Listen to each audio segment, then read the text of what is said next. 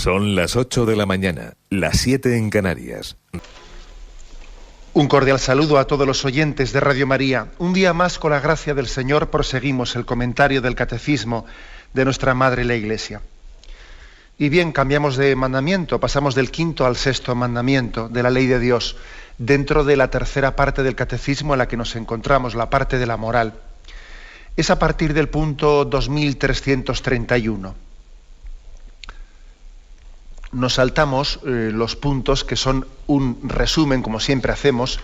El Catecismo Mayor de la Iglesia Católica, no digo el compendio, sino el Catecismo Mayor, tiene después de cada capítulo pues, un pequeño resumen de los puntos explicados de una manera más escueta. Bien, como los hemos explicado más ampliamente, no vamos a volver de nuevo a hacer un resumen.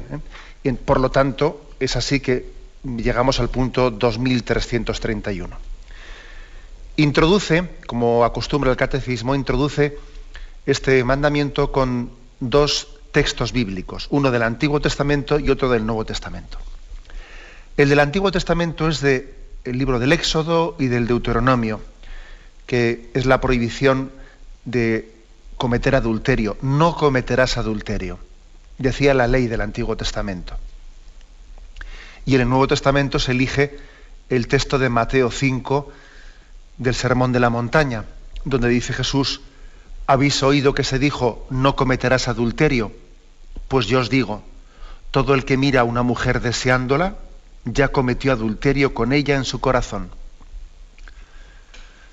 Como veis, el Catecismo contrapone dos textos, uno del Antiguo Testamento, otro del Nuevo Testamento, que el propio Jesús unió y complementó y contrapuso. En el Sermón de la Montaña, que algunos llaman el corazón del Evangelio, las bienaventuranzas y la explicación posterior que Jesús hace de las bienaventuranzas, llaman el corazón del Evangelio. Está Jesús como explicando cuál es la entraña, la esencia de ese mensaje del reino que Él viene a traernos, ¿no? Bien, pues en ese contexto Jesús también habló de la pureza. Igual que habló también de la violencia, porque acabamos de terminar el quinto mandamiento y allí reseñamos con detalle cómo también Jesús dijo: se os ha dicho, no matarás, pero yo os digo, todo aquel que odia a su hermano en su corazón, o que le llame imbécil, o que le denigre, ya le está matando, dice, ¿no?, ese texto. Pues de una manera muy semejante, muy paralela, Jesús da también la gran novedad con respecto al sexto mandamiento, ¿no? Especialmente estos dos mandamientos, fijaros, el del amor a la vida y el del amor a la pureza, se manifiestan en la nueva ley que Jesús viene a traer. Por eso es tan importante.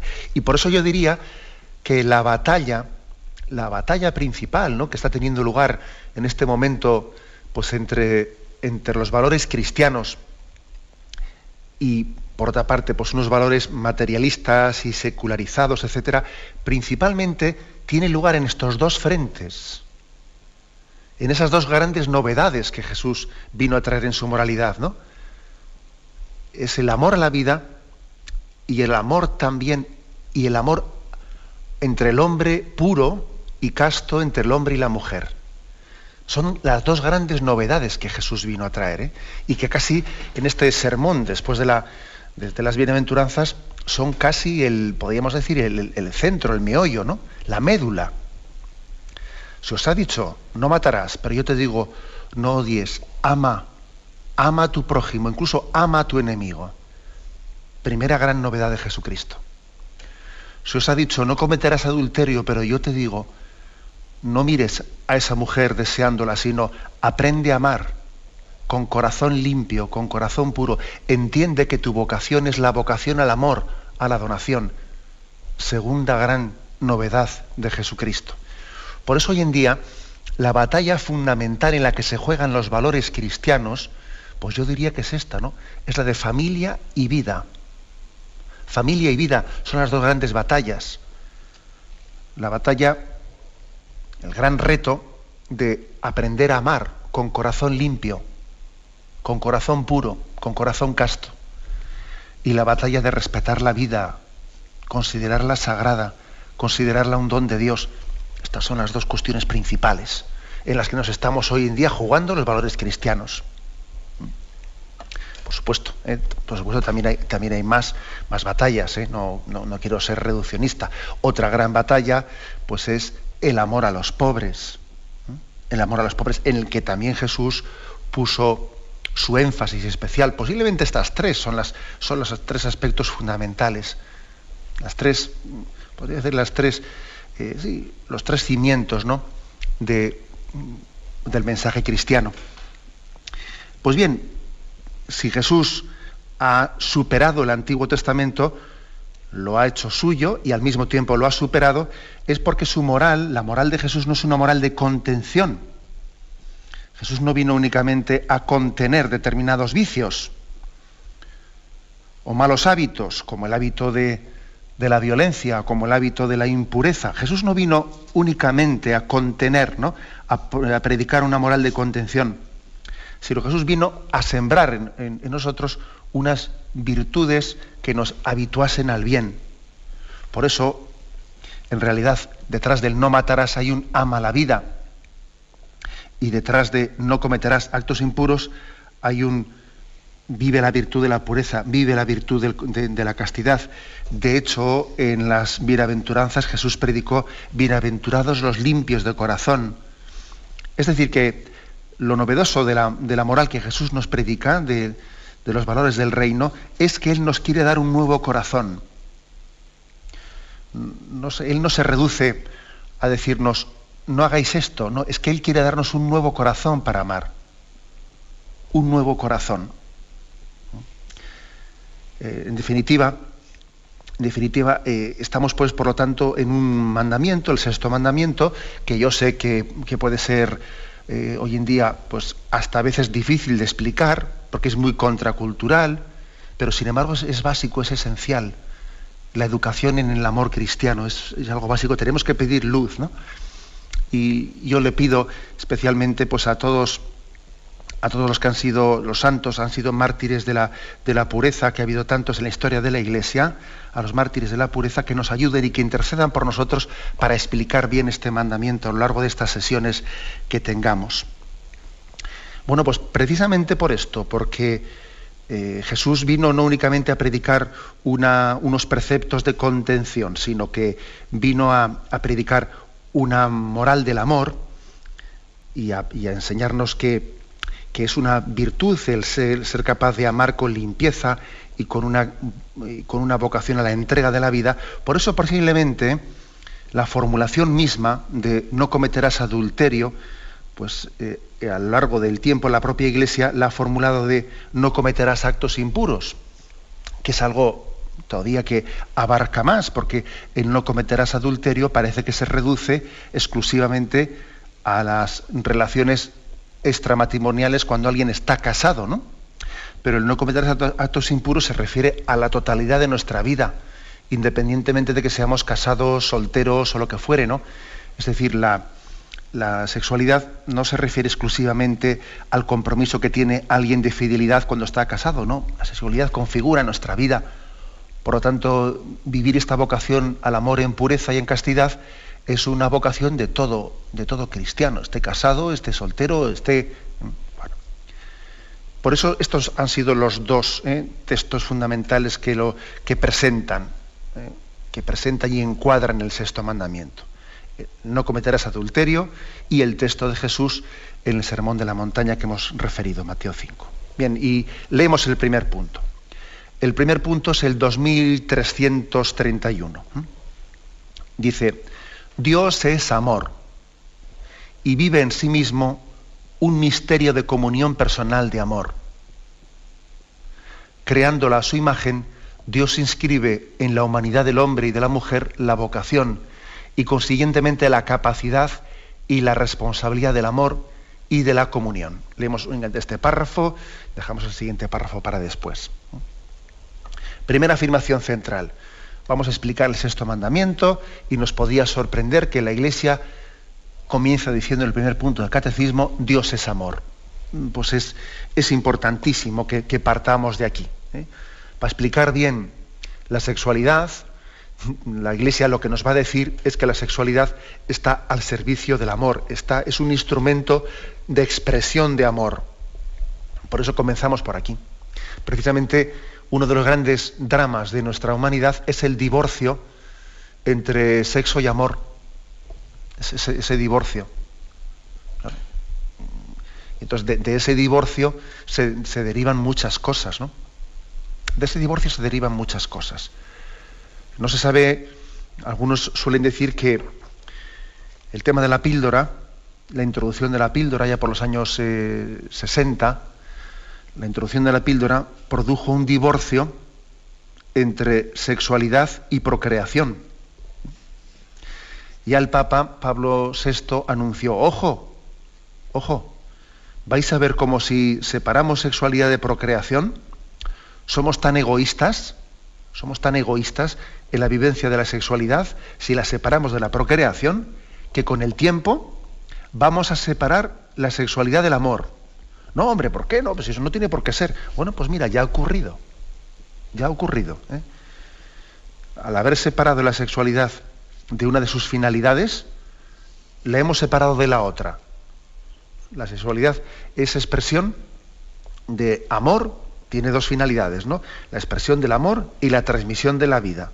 Claro, si separas la sexualidad, si la divorcias de un aspecto, acabas divorciándola del otro.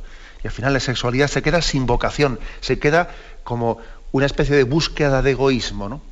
Ya no es ni expresión de amor, ni es vehículo de transmisión de la vida. Por esto, para explicar bien las cosas en su raíz y en su vocación última, el catecismo comienza diciendo, Dios es amor. Y de ahí parte todo. Porque la sexualidad la ha creado Dios. Luego, para entender lo que ha creado, entendamos a quien lo ha creado. Es así, ¿eh? O sea, para entender, para conocer en profundidad un cuadro, hay que conocer al pintor. Y hasta conviene que el pintor nos diga y nos interprete qué ha querido plasmar en el cuadro. Si no, no lo entenderemos nunca bien. Entre otras cosas porque tenemos la capacidad de emborronarlo nosotros. Entonces vamos a Dios, para que en Él entendamos qué es la sexualidad. Es como si un ingeniero nos va a explicar qué quiso hacer al hacer el coche. A ver, que nos lo explique Él. Bueno, pues Dios es amor. Y vive en sí mismo un misterio de comunión personal de amor. Bueno, pues esto es importantísimo porque no solo es una teoría, no es una definición, ¿no? Una definición teórica. Dios es amor. No. Es que en la práctica Dios es amor ad intra y ad extra, ¿no? Ad intra porque son tres personas divinas, Padre, Hijo y Espíritu Santo, que se aman entre ellas, que se aman, que tienen una comunión íntima, y ad extra también hacia afuera, porque de esa plenitud de amor que hay dentro de esa familia de la Trinidad, pues hay una sobreabundancia de amor que se derrama en nosotros, y el amor de Dios hacia nosotros es el reflejo del amor intratrinitario. Hacia adentro y hacia afuera Dios es amor. No es una teoría, no es una definición, es una verdad. Por eso que fijaros bien que una de las mayores blasfemias, permitidme este pequeño excursus, que igual me salgo un poco del hilo, pero bueno, que luego regreso enseguida, que una de las mayores blasfemias que podemos tener los hombres es poner en duda el amor de Dios, o negar el amor de Dios, o expresar que Dios nos agobia, Dios no sé qué. A mí me ha llamado la atención estos días, con esa polémica de lo de los autobuses y los anuncios en los autobuses, que a algunas personas les cuesta bastante entender por qué la nota de la conferencia episcopal ha afirmado que ese anuncio que va por ahí diciendo que probablemente Dios no existe. Ahora, disfruta de la vida y vive en paz y libremente. A algunos les cuesta entender por qué ese anuncio es una blasfemia. Pero bueno, no va a ser una blasfemia.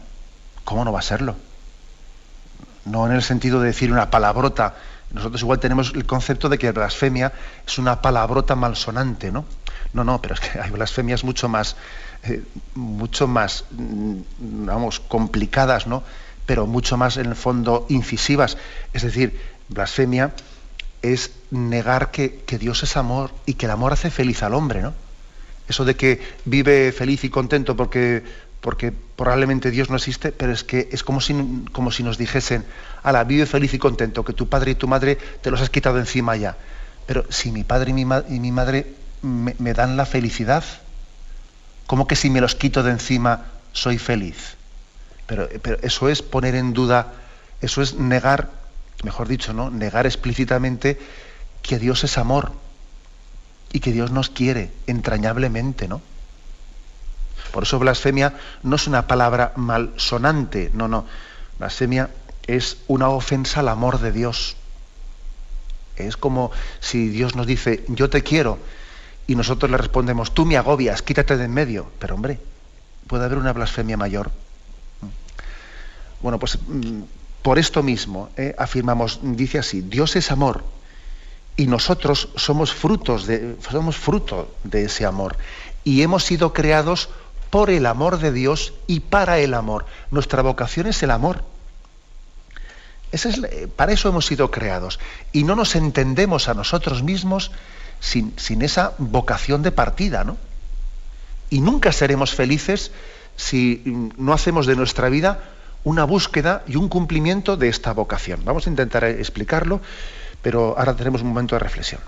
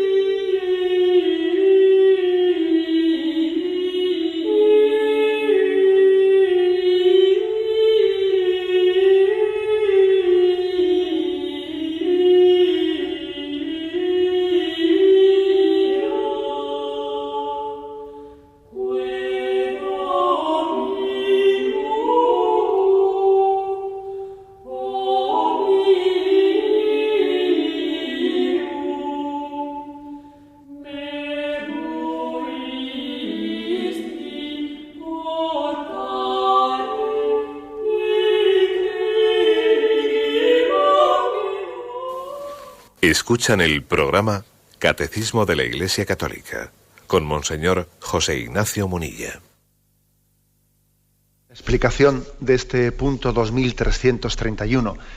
Comienza la explicación del sexto mandamiento, igual nos podría parecer pues demasiado elevado, pues demasiado místico, pues muy, digamos, abstracto. Nos podría parecer pues que lo primero que explique la Iglesia es que Dios es amor. Pero hombre, ¿eso no es remitirse un poco a las paredes del paraíso? ¿Eso no es irse así como muy lejos para hablar del sexto mandamiento? Pues no es irse lejos. Es fundamentarlo todo. Fijaros lo que dice la primera carta de San Juan en el capítulo 4. Lo tenéis a partir del versículo 7. Queridos, amémonos unos a otros, ya que el amor es de Dios. Y todo el que ama ha nacido de Dios y conoce a Dios. Quien no ama no ha conocido a Dios, porque Dios es amor. En esto se manifestó el amor que Dios nos tiene, en que Dios envió al mundo a su único Hijo, para que vivamos por medio de Él. En esto consiste el amor, no en que nosotros hayamos amado a Dios, sino en que Él nos amó y nos envió a su Hijo como propiciación por nuestros pecados. Queridos, si Dios nos amó de esta manera, también nosotros debemos amarnos unos a otros. A Dios nadie le ha visto nunca. Si nos amamos unos a otros, Dios permanece en nosotros y su amor ha llegado en nosotros a su plenitud. Y nosotros hemos conocido el amor que Dios nos tiene y hemos creído en Él. Dios es amor. Y quien permanece en el amor, permanece en Dios y Dios en él. Fijaros qué texto tan impresionante, lo tenéis en la Primera carta de San Juan, capítulo 4. Es un texto en el que viene a fundamentar: tu vocación al amor la entiendes desde Dios. Eres una criatura suya y solamente quien conoce que viene del amor de Dios y que está llamado al amor es capaz de ser feliz y dar lo mejor de su vida. Es muy difícil ser feliz sin conocer la vocación al amor por la que he sido creado y para la que he sido creado. Sin conocer esa clave, es que es muy difícil ser feliz. Porque te falta el alma de las cosas. Haces muchas cosas, pero te falta el alma. Creo que he puesto en alguna ocasión un ejemplo en este programa, pero bueno, lo voy a repetir, ¿no? Porque creo que siempre hay oyentes nuevos y puede venir bien. Es decir, el ejemplo es el siguiente, ¿no? El ejemplo es que imaginémonos que alguien recibe la visita de un trabajador que le trae un ramo de flores. Y el ramo de flores, pues que es muy hermoso, pues se lo entrega, pues muchas gracias, tome una propina y se va el trabajador, y el ramo de flores, bueno, pues lo coloca en un jarrón. Ve que tiene una tarjeta, una pequeña tarjeta así, pero a la tarjeta no le hace caso, la coge y la tira a la basura. Y el ramo de flores lo coloca en un sitio hermoso del pasillo, y como adorna, y viene alguien y le dice: oye, qué ramo de flores tan bonito, y ¿quién te lo ha traído? Y dice: pues no sé, no me he fijado. Pero hombre, ¿cómo que no te has fijado? Si lo más importante del ramo de flores es quién te lo ha dado y con qué intención te lo ha dado. A ver si alguien está enamorado de ti y tú no te has enterado. Pero ¿cómo ser tan torpe, no? Bueno, ese pequeño ejemplo es un poco también una imagen de lo que nos ocurre en la vida, que uno puede vivir en la vida, hacer muchas cosas sin darse cuenta de que su vocación es al amor. Y que lo principal de la vida no es que existo, es que existo por amor y para el amor. Que esta vida Dios me la ha dado con una intención de amor. La propia Madre Teresa de Calcuta, ella tenía una expresión que solía repetir muchas veces, decía, ¿no? Mucha gente confunde nuestro trabajo con nuestra vocación. Nuestra vocación es el amor, no hacer cosas. Por eso aquí cuando dice Dios inscribe en la humanidad del hombre y la mujer la vocación. La vocación. ¿Cuál es la vocación nuestra? Al amor. O sea, estamos vocacionados al amor. Y decía la Madre Teresa de Calcuta, mucha gente confunde nuestro trabajo con nuestra vocación. La vocación de la Madre Teresa de Calcuta no era hacer muchas cosas, ayudar a muchos pobres, ¿no? Hacer muchas obras. No. La vocación de la Madre Teresa era amar a Cristo y amar a Cristo en los pobres. No es lo mismo, ¿no? Y muchas personas se refugian en el trabajo a falta de descubrir su vocación al amor. Igual abandonan la familia y se refugian en el trabajo y viven el trabajo como un tubo de escape, olvidando que es más importante la vocación. El trabajo tiene que ser manifestación de la vocación, pero no una especie de refugio de los que no han encontrado su vocación. En el trabajo se debe de manifestar la vocación al amor. Este es uno de los dramas principales, ¿no? Que algunos se piensan que la vocación pues la tienen únicamente los sacerdotes o las religiosas. Todos tenemos que descubrir nuestra vocación al amor. Y la prueba de que esto es así, de que esta vocación al amor la tenemos todos y tenemos que descubrirla, pues es que primero he puesto el ejemplo de cómo algunos se refugian en el trabajo pues por no haber descubierto la vocación, ¿no? Otro ejemplo bien claro es cómo mendigamos amor, mendigamos afectividades, muchas veces de manera desordenada. Y ese desorden de que alguien me quiera, que alguien me haga caso, o buscar a veces en relaciones de pareja que todo el mundo ve que son desordenadas y que uno se está agarrando a cualquier cosa de cualquier manera sin discernimiento ninguno. Detrás de ese desorden hay un mendigar amor, mendigar afectividad. Qué importante es meditar en este aspecto, la vocación al amor que tenemos. Dios inscribe en la humanidad del hombre y de la mujer la vocación y consiguientemente la capacidad y la responsabilidad del amor y de la comunión. Y aquí el catecismo nos remite al punto 1604, que dice así: Dios, que ha creado al hombre por amor, lo ha llamado también al amor, vocación fundamental e innata de todo ser humano, porque el hombre fue creado a imagen y semejanza de Dios, que es amor. Habiéndolos creado Dios, hombre y mujer, el amor mutuo entre ellos se convierte en imagen del amor absoluto e indefectible con que Dios ama al hombre. Este amor es bueno y muy bueno a los ojos del Creador. Bueno, pues, nosotros decimos esto, solemos repetirlo en la celebración del sacramento del matrimonio, ¿no? El amor que la esposa tiene al esposo y el esposo tiene a la esposa es una imagen del amor de Dios al hombre.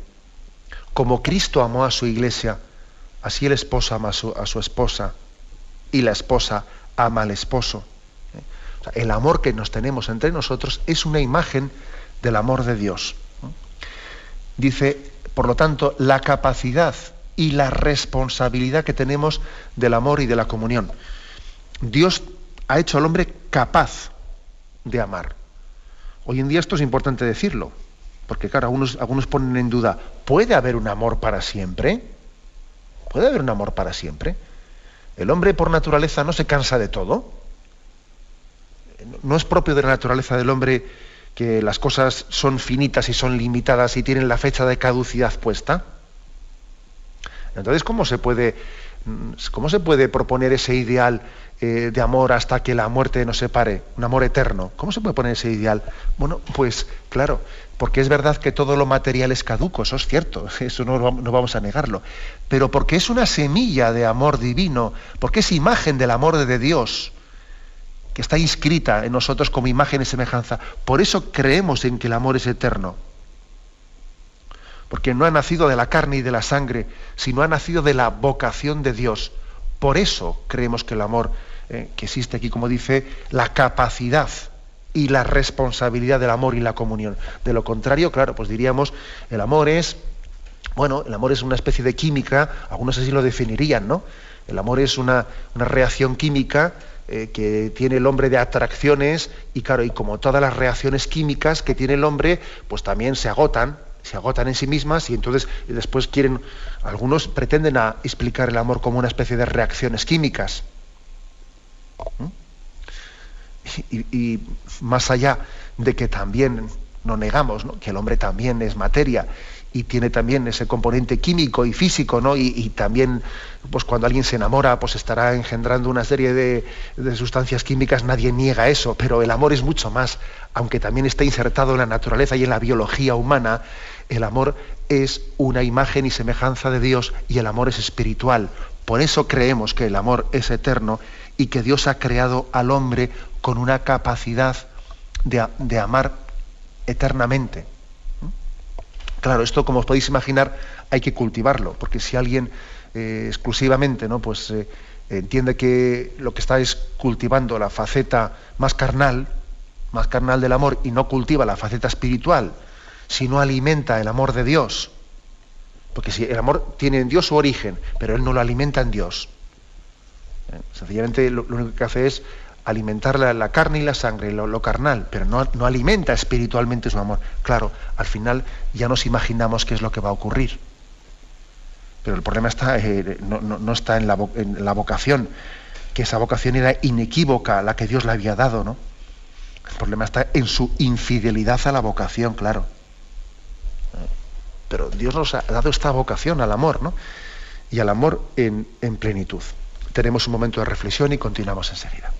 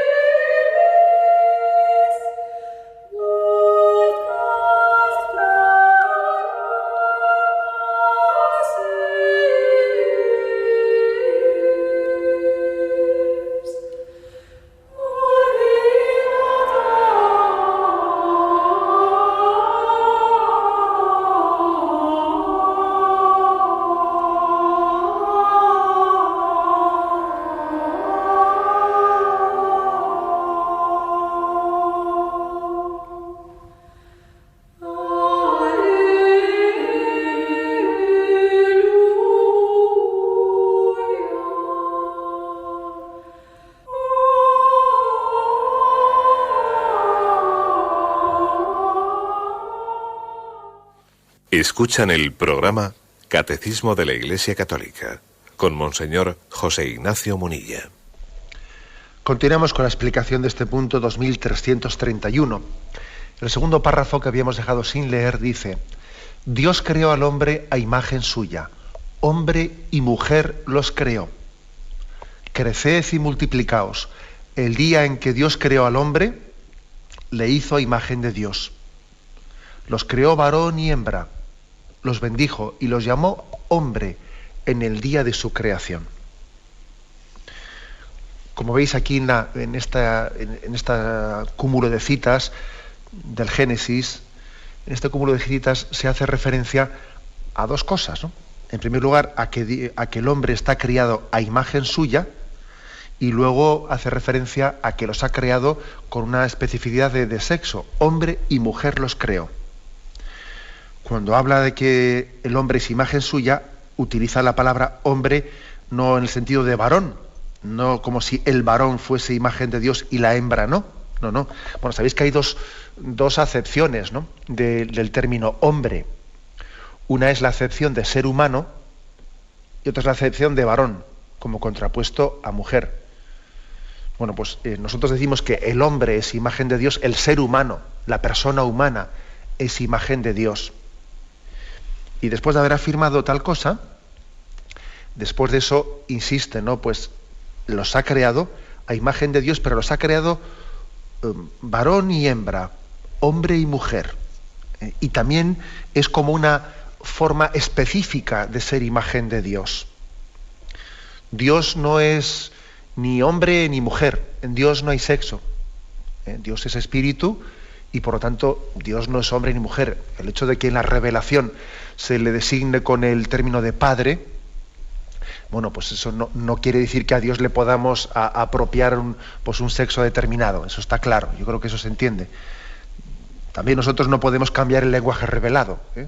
Si la Sagrada Escritura echa mano de la imagen de Dios Padre, bueno, pues nosotros es de la que nos servimos, pero sin pretender con eso decir que Dios tenga sexo. También, de hecho, hay algunos pasajes bíblicos en los cuales también se le atribuyen a Dios un rostro materno.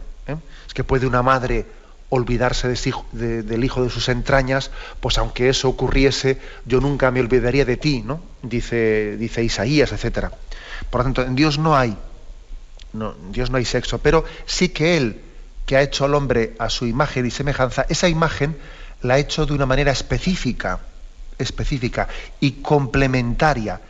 Es tan rica la imagen de Dios que ninguno de nosotros somos capaces de agotarla.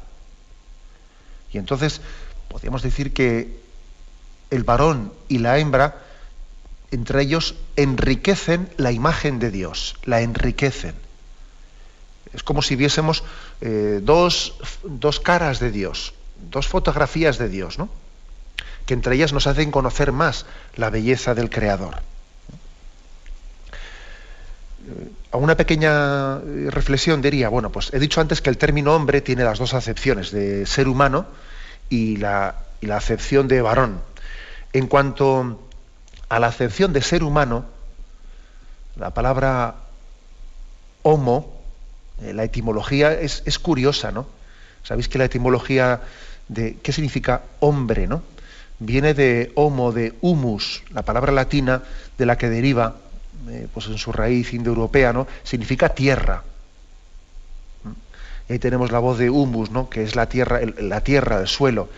Es curioso de que de ahí venga, somos seres humanos, ¿no? Y fijaros, significa tierra, que hace referencia a que Dios también creó al hombre del barro. De ahí viene la palabra hombre, fijaros, Dios creó al hombre del barro. Pero sin embargo, después de que moldeó su cuerpo, insufló en él un aliento de vida, haciendo también haciendo referencia a una imagen en la que Dios deja su huella, en ese espíritu que infunde en el hombre, tal y como muchos santos padres, ¿no?, pues comentan sobre este texto, deja la huella en el propio barro de Dios. Es tierra, pero es tierra que ha sido espiritualizada, en la que Dios ha dejado impreso su huella, ¿no?, su aliento divino. Ahí está, por lo tanto, el hombre es barro, pero al mismo tiempo es aliento divino. Ese es el hombre. Tenemos que ser muy humildes, porque somos de barro, y quizás una de las tentaciones, ¿no?, del hombre ha consistido en olvidarse de que es de barro y tener esa soberbia de pretender ser como dioses, que también es el pecado original, olvidarse de que somos de barro, o también olvidarse de que Dios ha infundido su aliento divino en nosotros, y es el pecado de la desesperación. O el pecado de la soberbia o el pecado de la desesperación. El pecado de la soberbia es cuando nos olvidamos de que somos de barro. Polvo eres y en polvo te convertirás. Y el pecado de desesperación es cuando nos olvidamos que Dios ha infundido un aliento divino en nosotros y somos imagen y semejanza suya. Luego no cabe la desesperación, no cabe el autodesprecio. Esto en cuanto a qué es ser el hombre, ¿no? Dios creó al hombre a su imagen, pero luego insiste, y doy un paso más, ¿no? Hombre y mujer los creó, varón y hembra los creó. Y esto, pues afirmar esto hoy en día, pues el hecho de que nosotros afirmemos este aspecto, pues también está suponiendo una afirmación un tanto contracultural, porque fijaros, tan malo es hacer una cultura en la que se enfatice la diferencia de sexos, varón y hembra, se enfatice de una manera que lleve a las discriminaciones, pues tradicionalmente pues lo que pudo ser el machismo, ¿no?, que se hace una distinción de sexos, pero a costa, pues enfatizándola de una manera incorrecta, hasta el punto de que eso suponga discriminaciones, ¿no?, discriminaciones injustas. ¿Tan malo es eso? Pues por ejemplo el hecho de que se tenga que decir pues que al hombre se le trate de una manera diferente a la mujer en un mismo puesto de trabajo o cosas por el estilo. Tan incorrecto es eso como una cultura unisex, como que hoy en día está muy introduciéndose mucho, ¿no? Una cultura unisex en la que no se subraya suficientemente la diferencia y la complementariedad entre nosotros. No sé qué es peor, No sé qué es peor, si lo primero es una diferenciación que lleva a la discriminación o una especie del igualitarismo que lleva a la pérdida de la identidad masculina o femenina. No sé qué es peor, pero aquí vamos como siempre dando bandazos, ¿no?, de una esquina a la otra, de una esquina a la otra. Y ahora mismo nuestra cultura es evidente en qué punto está. Estamos en el extremo contrario al de la diferencia discriminatoria. Yo creo que estamos en un momento cultural en el que hay una especie de igualitarismo que parece que es lo mismo ser chico que ser chica y no hay una identidad y parece que hay hasta una crisis de identidad que parece que no sabemos cómo ser masculino o cómo ser femenina. Y parece que entonces pues la mujer por buscar la igualdad o por reivindicar la igualdad, parece que el modelo de mujer consiste en copiar todos los defectos de los hombres, y el modelo masculino, que no sabe exactamente cómo es, parece que consiste en estar afeminado. Y dice, vaya crisis cultural, ¿no?, o antropológica que tenemos, de que no estamos aprendiendo los modelos culturales que tenemos, no estamos aprendiendo a ser varón y ser hembra, ¿no? Y nos faltan modelos de identificación. Y esto que acabo de decir tiene lugar con mucha frecuencia, con mucha frecuencia. El hecho de que la mujer, pues una joven fácilmente se está como distinguiendo, ¿no?, se está como distanciando de ese modelo femenino que le parecía que era un modelo femenino pues demasiado ligado a una feminidad afectiva, etcétera, y entonces hay que desligar la feminidad de la afectividad y de la maternidad, ¿no?, porque eso es una imagen de la mujer esclava a la familia, etcétera, y tal y cual. Entonces, como tengo que desligarlo de esa imagen de afectividad y de maternidad, pues entonces, ¿en qué consiste? Parece que es un marimacho, parece que es alguien que tiene todos los defectos de los hombres. Pero además, puestos a imitamos siempre lo malo, más que imitar lo bueno. Y al revés, ¿no? Claro, también cuando un varón, cuando un joven pues le faltan modelos de referencia. Pues claro, le han insistido en que no hay que ser machista, pero tampoco sabemos exactamente con qué tengo que identificarme. Pues parece que entonces es un acomplejado o un afeminado o un no sé qué. Por lo tanto, fijaros, entre una diferenciación discriminatoria entre los sexos y un igualitarismo, ¿no?, con pérdida de identidad, pues entre estos dos extremos tenemos que afirmar que Dios ha creado al ser humano con una igual dignidad, y al mismo tiempo los ha creado, como dice el texto del Génesis, varón y mujer, macho y hembra los creó.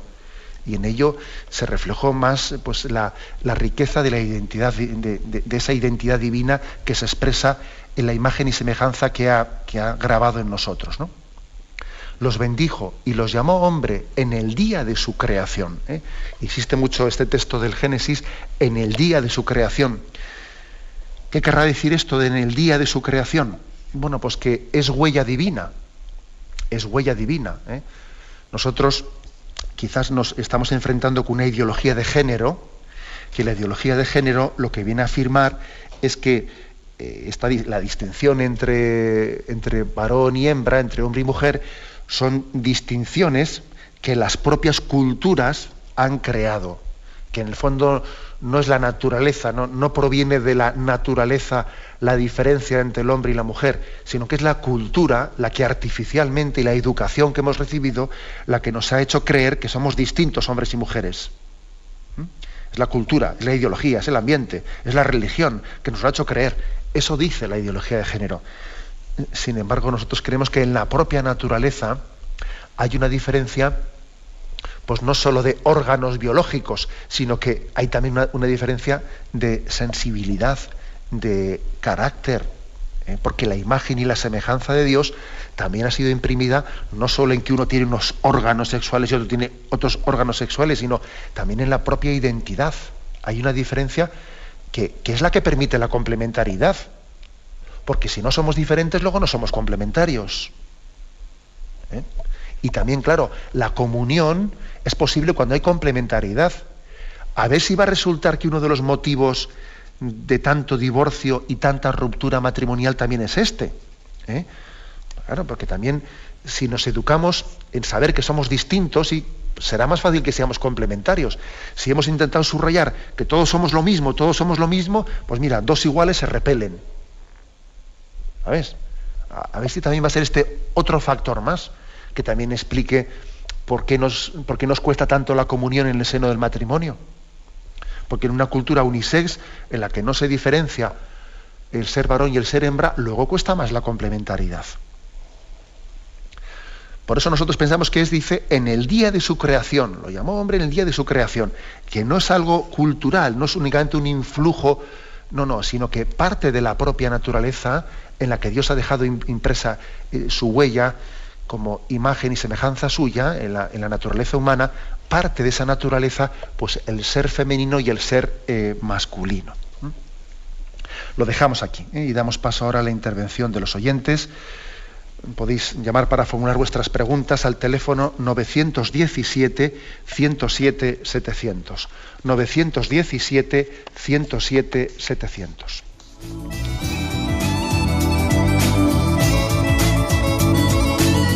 ¿Le gustaría tener sus programas favoritos de Radio María en CD o DVD? Ahora es posible.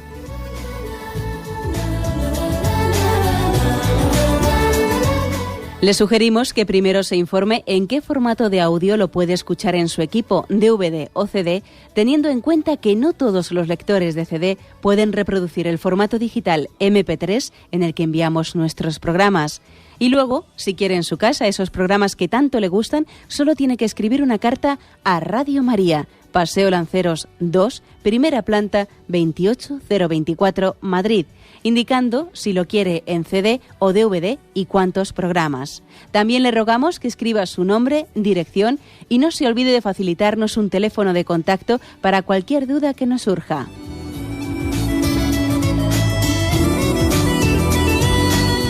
Radio María, más cerca de usted. Escuchan el programa Catecismo de la Iglesia Católica con Monseñor José Ignacio Munilla. Sí, buenos días. ¿Con quién hablamos? Buenos días. Habla con Antonio. Adelante, Antonio. Pues bueno, decirle que es muy bonito lo que dice el Catecismo en la Iglesia Católica y lo que ha comentado, y que cómo podemos tener esperanza segura de que Dios nos ama si somos pecadores. Uh-huh. Bueno, pues la verdad es que la pregunta que hace usted, pues yo se la respondería igual volviendo al texto de San Juan, que hemos remitido, ¿no? En esto se manifestó el amor que Dios nos tiene, en que Él envió a su Hijo único para que vivamos por medio de Él. En esto consiste el amor, no en que nosotros hayamos amado a Dios, sino en que Él nos amó y nos envió a su Hijo como propiciación por nuestros pecados. Es decir, usted dice, y siendo nosotros pecadores, precisamente el amor de Dios es gratuito. Mire usted, Dios no le quiere a usted porque sea bueno. Como a veces le decimos a los niños, ¿no? Si te portas bien, papá te querrá mucho. La verdad es que eso no es verdad. Papá le va a querer mucho, pues no porque sea bueno, sino porque es su hijo. Es más, Dios no nos quiere porque seamos buenos, sino que estamos llamados a ser buenos porque Dios nos quiere, que es distinto. A veces nosotros tendemos proyectamos en Dios la desesperanza que brota de nuestro pecado. Entonces dice, pero ¿cómo me va a querer Dios a mí? Bueno, pues purifiquemos nuestra imagen, porque es que esta es la clave del cristianismo, el saberse querido por un amor gratuito, inmerecido, que parte de una paternidad de Dios. Quizás yo creo que la imagen más próxima, pero al mismo tiempo se nos queda corta, es la imagen del seno de la familia. Yo creo que en los programas estáis ya hartos de escucharme, como siempre recurro a imágenes de la familia, que son las que más fácilmente nos pueden hacer entender cómo es Dios, ¿no? Yo creo que una madre y un padre aman a un hijo pecador y aman a un hijo rebelde y sufren con él, y el amor a veces puede confundirse con el sufrimiento, pero es un amor gratuito. Dios no nos ama porque seamos buenos, o no nos deja de amar porque seamos malos, sino que su amor lo posibilita, el amor, la respuesta fiel en nosotros, la posibilita. Bueno, adelante, damos paso a un siguiente oyente. Buenos días. ¿Es a mí? Sí, adelante, le escuchamos. Buenos días, muchas gracias por su programa que nos hace tanto bien. Mire, yo tengo una duda. ¿Por qué dicen varón y hembra? Parece que como lo de hembra es compararnos a los animales, porque al hombre nunca le dicen macho.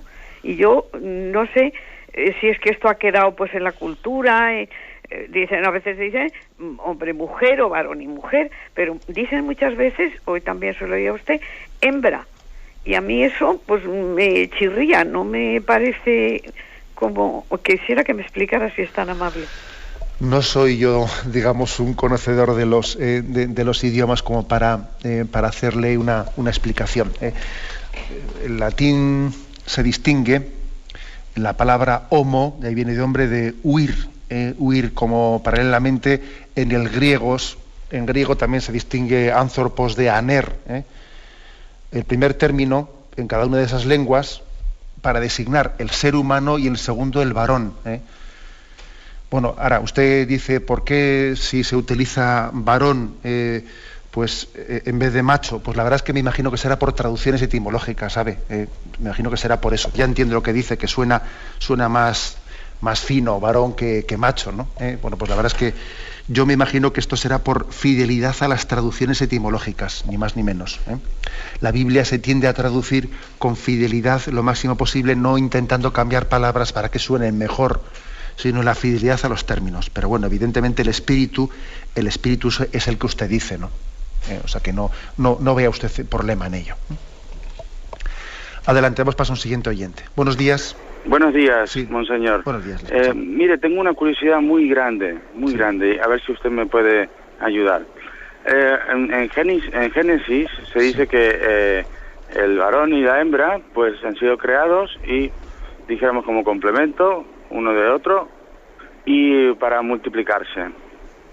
Luego, por otro lado, si no me equivoco, en Primera de Corintios, el apóstol San Pablo hace referencia de que mejor que el hombre se case a causa de la fornicación. Entonces la pregunta es, ¿por qué los sacerdotes no se pueden casar como era antaño, tengo entendido? Vamos a ver. Usted ha mezclado varias cosas ahí, pero yo me quedo un poco más en la última pregunta que ha hecho, porque igual habría bastantes cosas que hablar del término de Génesis, de Corintios. ¿Por qué los sacerdotes no se pueden casar? Vamos a ver, en la tradición católica latina ha habido una progresión en el que en la historia de estos 2000 años hemos ido cada vez configurándonos más al ideal de Jesucristo, que fue célibe. Jesucristo fue célibe. Y él de esa manera vivió de una manera muy integrada esa unidad del corazón, que él tenía un corazón totalmente entregado a Dios Padre. No es que sea imposible que un sacerdote pueda estar casado, porque de hecho pues en algunas iglesias orientales lo está, o en la iglesia ortodoxa lo está. No es que sea imposible, pero aun siendo posible, es mucho más conveniente que el sacerdote sea célibe, porque de esa manera tiene lo indivisible de su corazón entregado a Jesucristo, como Jesucristo tuvo lo indivisible de su corazón entregado a Dios Padre. Por lo tanto, en esta progresión que ha habido de la historia de la Iglesia, lo que hemos hecho ha sido cada vez irnos adecuando más al ideal de Jesucristo. O sea, es verdad que en la Iglesia ha habido una progresión a lo largo de los siglos, pero ha sido una progresión no para apartarse del Evangelio, sino todo lo contrario, para adecuarnos cada vez más al ideal de Jesucristo.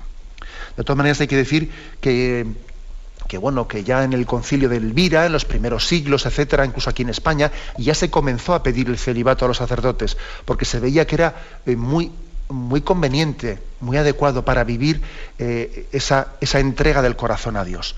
Que no existiese una especie de una doble necesidad de entrega del corazón a Cristo de una manera indivisa y al mismo tiempo a una mujer. Bueno, adelante. Damos paso a un nuevo oyente. Buenos días. Buenos días. Buenos días. Padre, hoy yo estoy un poquito nerviosa. Yo tengo siempre el Espíritu Santo en mí, pero por la mañana con usted parece que me está hablando él. Pero yo tengo un problema muy grande, que yo pienso que el sacramento del matrimonio siempre lo he querido llevar como es, pero yo tengo un problema. Mi marido no me demuestra su amor, por ejemplo. Me ha hecho muchas cositas chungas, pero yo pienso que yo tengo que amar a mi prójimo como a mí mismo, y en ello estoy, pero yo creo que como mujer necesito sentirme amada por él, y yo lucho, pero en mí hay un vacío que Dios me habla y lo intento y todo, pero no.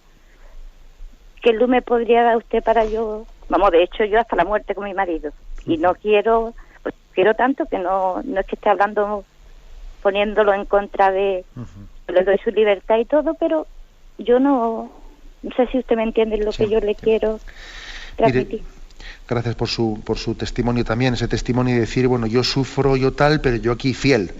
Bueno, la verdad es que eso es un testimonio, porque creo que también estamos en una cultura en la que hoy en día no estoy satisfecho de cómo van las cosas, pues nada, a romper y adelante, ¿no? Yo creo que es un testimonio el que usted da, el de decir, yo no veo la respuesta que yo quisiera, sufro, pero yo aquí fiel y seguiré intentándolo hasta que la muerte nos separe. La verdad es que me parece que es un testimoniazo el que usted nos da.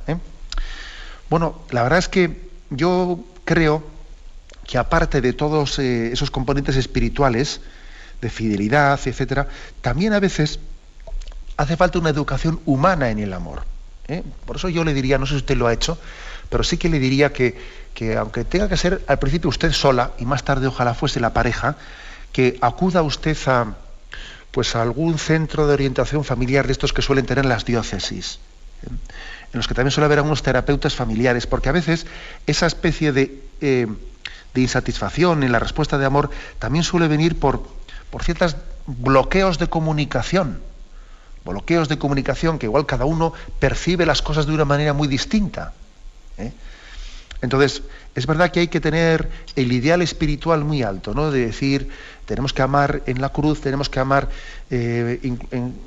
como Jesucristo nos amó, que incluso recibió de nosotros el desprecio, pero Él continúa amándonos. Bueno, estos ideales son muy importantes, pero sin olvidar de que también hace falta una educación en el amor humano, en la comunicación entre nosotros. Entonces yo le aconsejaría que fuese usted a un terapeuta familiar, en un centro de orientación familiar, ¿no? Y yo creo que posiblemente también igual puede usted descubrir que el problema también es más funcional. Que puede haber problemas que se resuelvan más aquí, digamos, a unos niveles más de comunicación psicológica. También yo creo que todo está integrado. Bien, lo dejamos aquí. Yo me despido con la bendición de Dios Todopoderoso, Padre, Hijo y Espíritu Santo. Alabado.